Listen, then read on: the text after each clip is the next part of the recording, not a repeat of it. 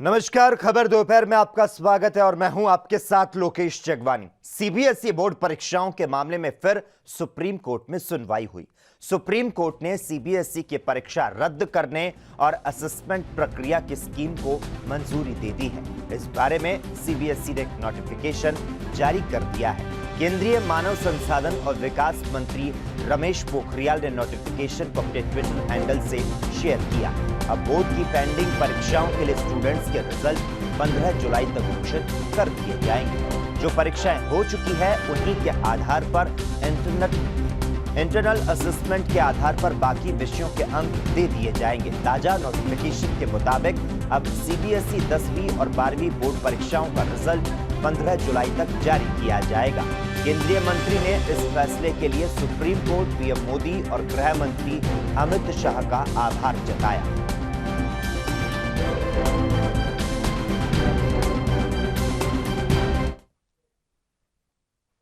कांग्रेस ने गलवान घाटी में शहीद हुए जवानों को श्रद्धांजलि देने के लिए एक सामूहिक कार्यक्रम का आयोजन किया है। शहीदों को सलाम दिवस के नाम से इस कार्यक्रम का आयोजन किया गया है और इस दिन कांग्रेस के एक वीडियो भी जारी किया है, जिसमें शहीदों को नमन करने के साथ साथ केंद्र सरकार से भी कई सवाल पूछे जा रहे हैं। कांग्रेस नेता प्रियंका गांधी ने इस वीडियो को शेयर किया, जिसमें देश के लोगों से ये तमाम सवाल पूछने की अपील की गई। वीडियो में पहला सवाल ये पूछा गया कि देश की सरजमी पर चीन को कब्जा क्यों करने दिया गया।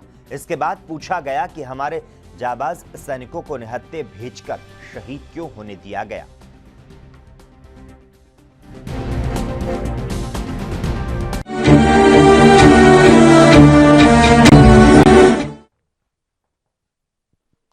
दिल्ली के मुकुंदपुर इलाके में लोजपा के कार्यकर्ताओं ने चीन के खिलाफ जबरदस्त प्रदर्शन किया और इस प्रदर्शन में लोक जनशक्ति पार्टी के कार्यकर्ता और स्थानीय लोग शामिल हुए, जिन्होंने चीन का पुतला जलाकर अपना आक्रोश जताया और चीन के सामान का बहिष्कार करने की देशवासियों से अपील की। अपने देश के शहीदों को श्रद्धांजलि देते हुए उन्होंने चीन के खिलाफ जबरदस्त नारेबाजी की।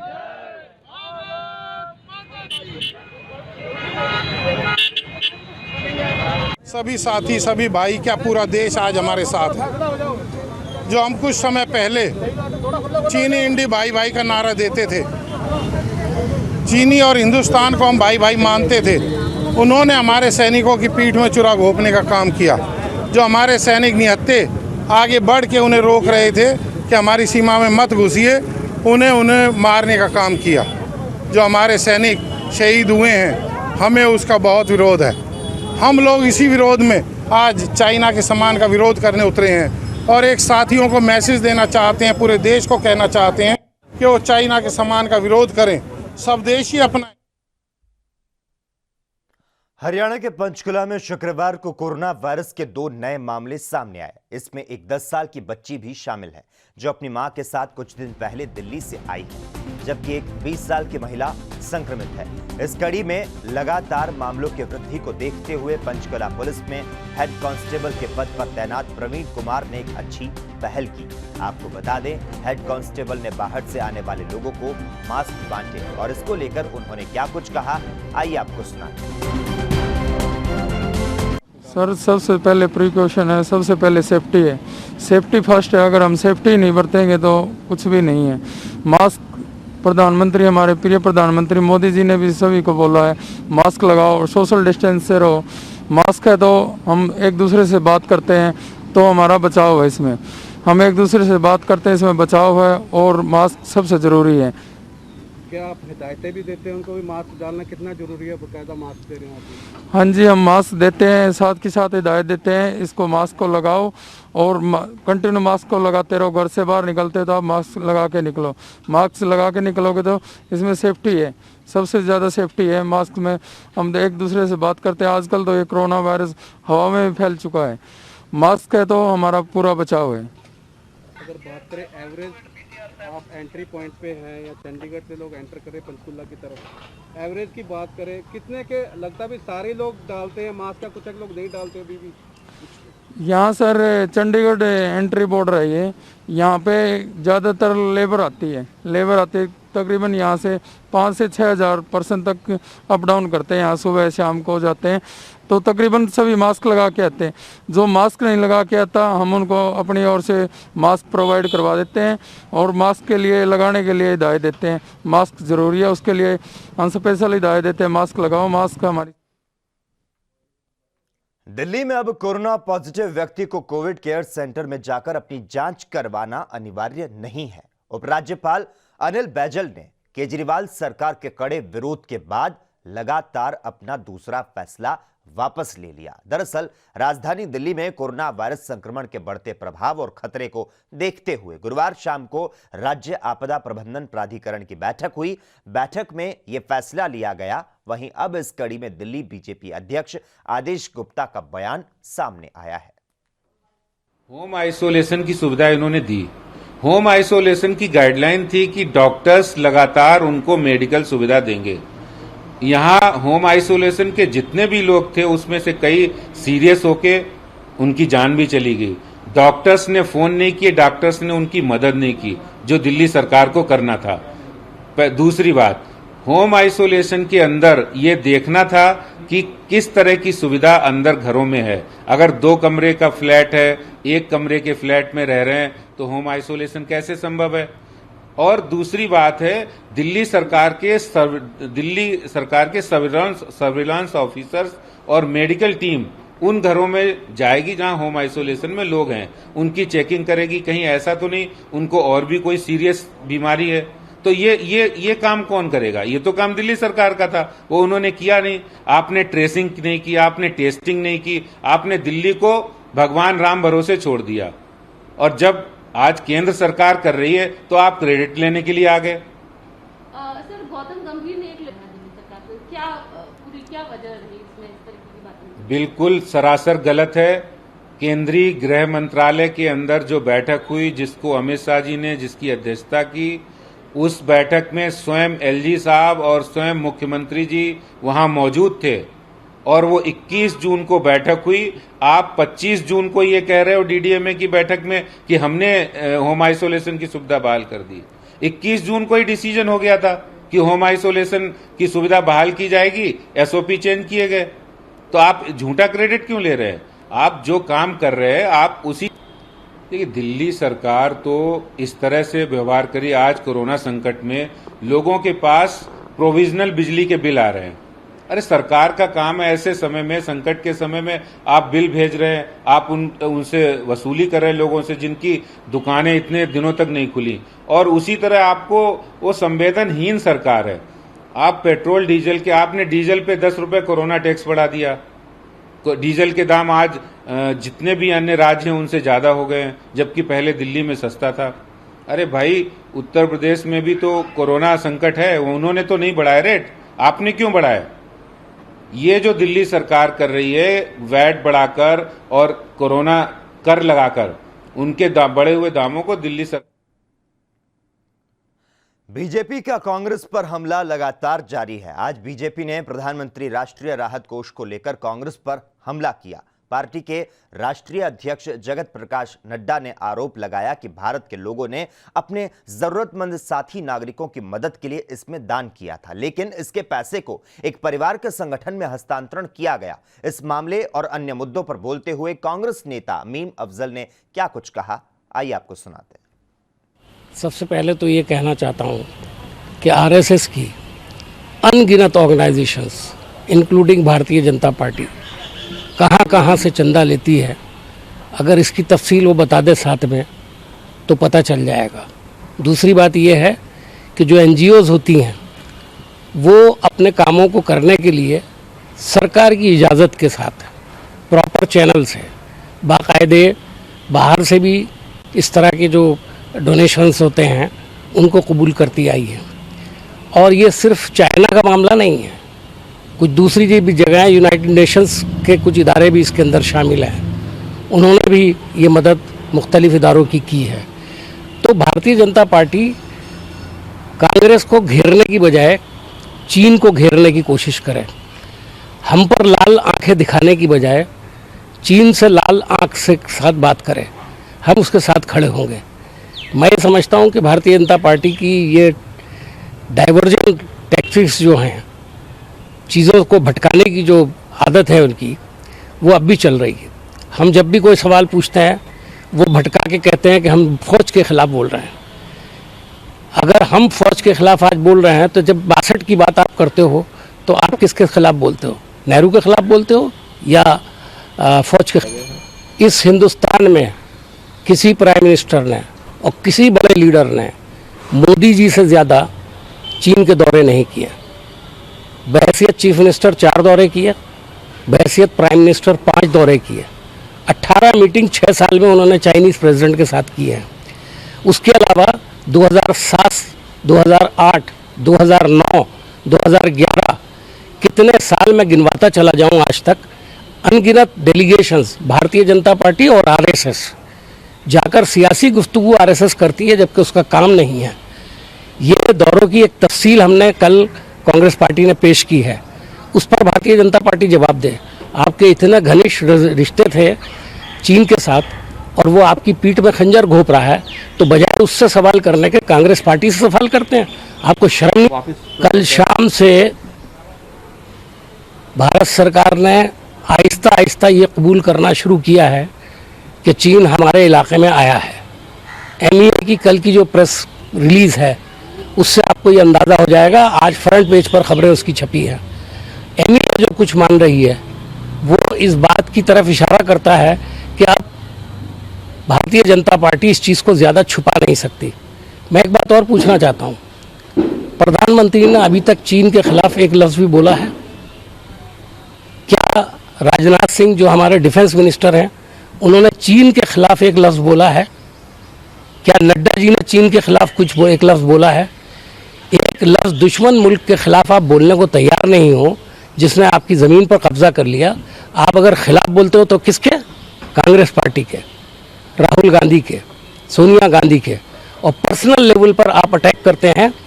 मैं समझता हूं कि अगर पर्सनल लेवल पर अटैक करने पर आप आ गए हो तो सप्ताह के आखिरी कारोबारी दिन यानी कि शुक्रवार को शेयर बाजार की शुरुआत हरे निशान पर हुई। बॉम्बे स्टॉक एक्सचेंज का प्रमुख इंडेक्स सेंसेक्स 309.62 अंक यानी कि 0.89% ऊपर 35,151.72 के स्तर पर खुला, तो वहीं नेशनल स्टॉक एक्सचेंज का निफ्टी 0.89% यानी 91.60 अंकों की तेजी के साथ 10,380.50 के स्तर पर खुला।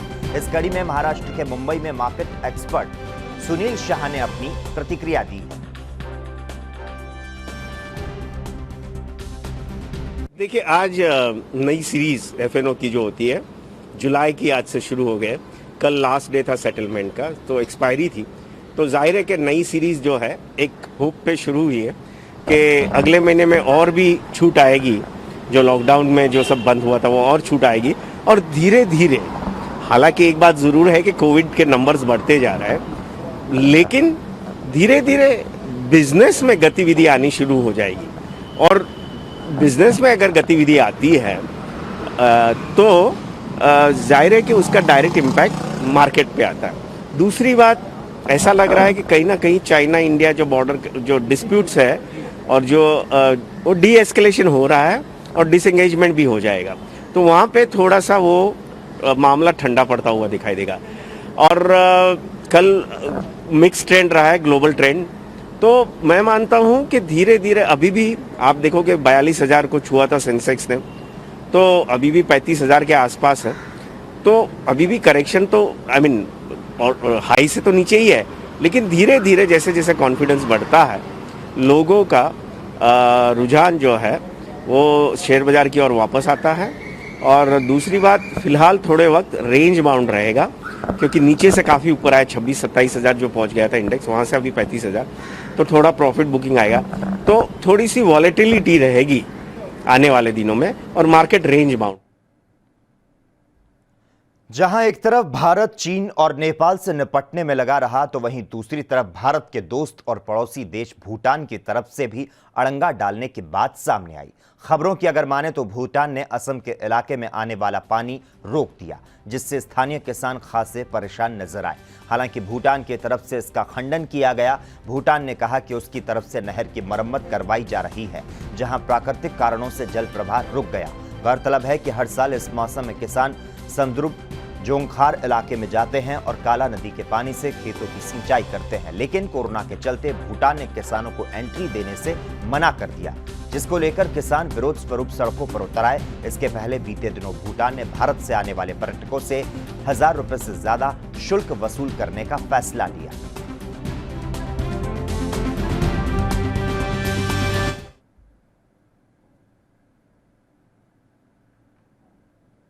वहीं पंजाब के अमृतसर में कांग्रेसी पार्षद गुरमीत कौर के बेटे कैप्टन का कहना है कि गिन्नी गैंगस्टर का उसके साथ झगड़ा हुआ था, जिसके बाद उसने अपने साथियों के साथ मिलकर पहले गोलियां चलाई और फिर ईंट पत्थर बरसाए। तो वहीं उन्होंने कहा कि गिन्नी पर सख्त से सख्त कार्रवाई होनी चाहिए। तो वहीं मौके पर पुलिस के आला अधिकारी पहुंच गए और जांच शुरू की। तो वहीं पुलिस के अधिकारियों का कहना है कि तमाम वीडियो के आधार पर मामले की जांच की जा रही है। चलाइया फायर कीते आ, घरे आण के साडे गल पे आ, ठीक है जी। ते 5 रौंद पुलिस नूं ही लभ के फड़ाए आ, पुलिस दे कोल आ रौंद सर। ਕੀ ਤੁਸੀਂ ਕੌਣ ਹੈਗੇ ਇੱਥੋਂ ਦੇ, ਕੀ ਹੈਗੇ ਤੁਸੀਂ ਆਪਣਾ ਆਪਣੇ ਬਾਰੇ? मेरे मम्मी आ ਜਿਹੜੇ ਇੱਥੋਂ ਇਲਾਕੇ ਦੇ ਮੌਜੂਦਾ ਕਾਉਂਸਲਰ ਆ ਸਰ, ਕਾਂਗਰਸ ਪਾਰਟੀ। ਕੀ ਨਾਮ ਆਪਣਾ? ਕੋਈ ਰੰਜਿਸ਼ ਸੀ ਤੁਹਾਡੀ ਪੁਰਾਣੀ? ਉਹਨਾਂ ਨੇ ਗੋਲੀਆਂ ਚਲਾਈਆਂ, ਕਿਉਂ ਚਲਾਈਆਂ ਉਹਨਾਂ ਨੇ? ਨਹੀਂ ਸਰ ਕੋਈ ਰੰਜਿਸ਼ ਨਹੀਂ। ਪਹਿਲਾਂ ਸਰ ਝਗੜਾ ਆਇਆ, ਸਵੇਰੇ ਲਾ ਕੇ ਗਾਲਾਂ ਕੱਢ, ਫੋਨ ਤੇ ਉਹਨੇ ਗਾਲਾਂ ਕੱਢੀਆਂ ਸੀ ਪਹਿਲਾਂ ਮੇਰੇ ਪਾਪਾ ਨੂੰ, ਠੀਕ ਹੈ। ਫਿਰ ਅਸੀਂ ਲੰਘਣ ਤੇ ਸਾਨੂੰ ਲਾ ਕੇ ਗਾਲ ਕੱਢੀ, ਇਸੇ ਗੱਲੋਂ ਸਵੇਰੇ ਛੋਟਾ ਜਿਹਾ ਝਗੜਾ ਆਇਆ ਤੇ ਦੁਬਾਰਾ ਇਹਨਾਂ ਸਾਰਾ ਇਕੱਠ ਕਰਕੇ 50-60 ਮੁੰਡਿਆਂ ਦਾ ਤੇ ਸਾਡੇ ਘਰ ਆਣ ਕੇ ਪੈ ਗਏ ਸਰ। ਟੱਕਰ ਹੋਇਆ ਉਸ ਤੇ ਹੁਣ ਅਸੀਂ ਬਣਦੀ ਕਾਰਵਾਈ ਕਰਾਂਗੇ ਤੇ ਉਸ ਦੀ ਪੜਤਾਲ ਹੁਣੇ ਜਾਰੀ ਹੈ। ਸਰ ਕਿੰਨੇ ਖੋਲ ਫੜੇ ਗਏ ਜੀ? ਕੌਣ ਗੈਂਗਸਟਰ ਹੈ ਉਹ? ਇਸ ਦੇ ਬਾਰੇ ਐਕਚੁਅਲੀ ਕੁਝ ਠੋਸ ਗੱਲ ਸਾਹਮਣੇ ਨਹੀਂ ਆਈ ਹੈ। ਥੋੜਾ ਜਿਹਾ ਅਸੀਂ ਹੋਰ ਇਸ ਨੂੰ ਪੜਤਾਲ ਕਰੇ, ਕੱਲ ਤੱਕ ਪਿਕਚਰ ਕਲੀਅਰ ਹੋ ਜਾਏਗੀ, लेकिन हाले तक किसी गैंगस्टर के बारे कोई इन्फॉर्मेशन नहीं है। ਤੇ ਉਹਨਾਂ ਦੇ ਘਰ ਦਾ ਦੋਸ਼ ਹੈ ਜੀ ਗੈਂਗਸਟਰ ਹੈਗੇ ਜਿਨ੍ਹਾਂ ਨੇ ਗੋਲੀਆਂ ਚਲਾਈਆਂ ਜੀ। ये जी वेरीफाई कर रहे हैं। हाले तक जो थोड़ा दस रहे थे कि सानू कोई ऐसी गल पुख्ता नहीं पता चली जिन्हें है, लेकिन जो भी होएगा, जो भी सही बनती कानूनी कार्रवाई होगी वो असीं जरूर करांगे। ਕੋਈ ਸੀਸੀਟੀਵੀ है चाहिए सर? असीं हुणे उस दे बारे चेक करना हैगा कि इत्थे पता चलेगा, हुणे नहीं रहा हैगा। असीं हरियाणा के करनाल में नेशनल हाईवे पर एक सड़क हादसा हो गया। यह हादसा ट्रक और प्राइवेट बस के बीच में हुआ, जिसमें 17 लोग घायल हो गए। ये सभी बिहार अपने घर जा रहे थे। 2 की हालत गंभीर थी, जिन्हें सरकारी हॉस्पिटल से कल्पना चावला हॉस्पिटल रेफर कर दिया गया। इस बस में सवार होकर 60 से ज्यादा प्रवासी मजदूर और उनके बच्चे बिहार जा रहे थे। आपको बता दें, मजदूरों ने प्राइवेट बस किराए पर 90,000 में की थी। टक्कर से बस का आगे का हिस्सा पूरी तरह से क्षतिग्रस्त हो गया, तो वहीं ट्रक चालक मौके से फरार हो गया।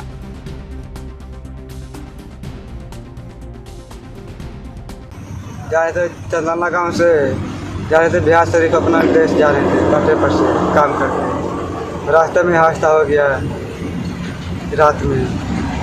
कितने लोग थे बस में? लोग थे 60 आदमी थे, बड़े बड़े बच्चे के छोड़ के। बड़े आदमी थे 60, बच्चे के छोड़ के। रात में हादसा हो गया, तो 10-12 आदमी जख्मी हो गया, अस्पताल भी पहुंच गया। हम सब गए सड़क में पड़े हैं। कितने पैसे लिए गए थे? ले गए थे 90,000 रुपये। 1800 रुपये एक बंदे का। 1800 रुपये बंदा। ये ट्रक और बस का एक्सीडेंट हुआ है शामगढ़ के पास, जिसमें 17 लोग हमारे पास घायल होकर आए थे, जिनमें 2 लोगों की हालत ज़्यादा गंभीर थी, से कल्पना चावला इलाज के लिए बाहर रेफर कर दिया गया।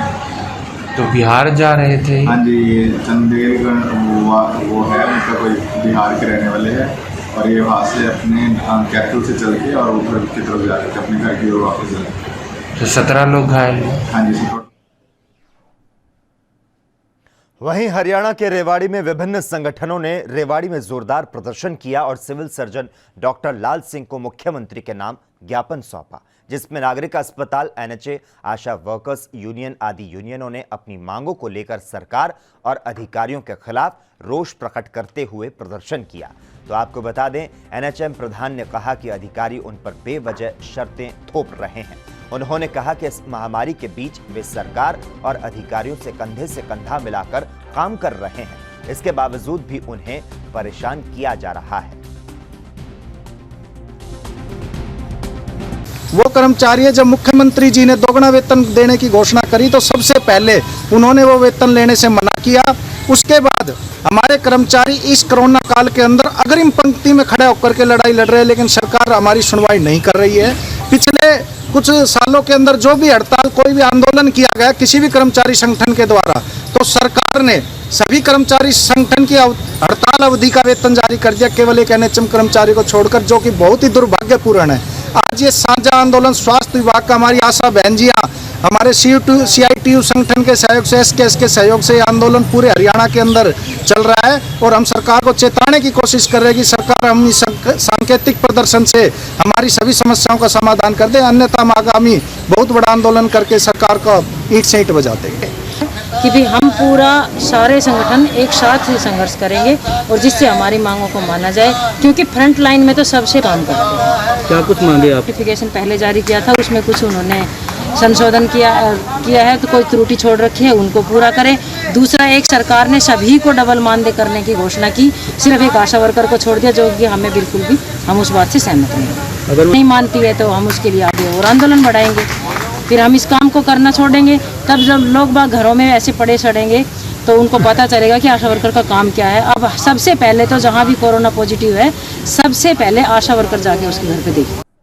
और इसी के साथ ये खबर दोपहर में इतना ही, लेकिन देश और दुनिया के तमाम अहम खबरों के लिए लगातार आप जुड़े रहिए और देखते रहिए ANB न्यूज़।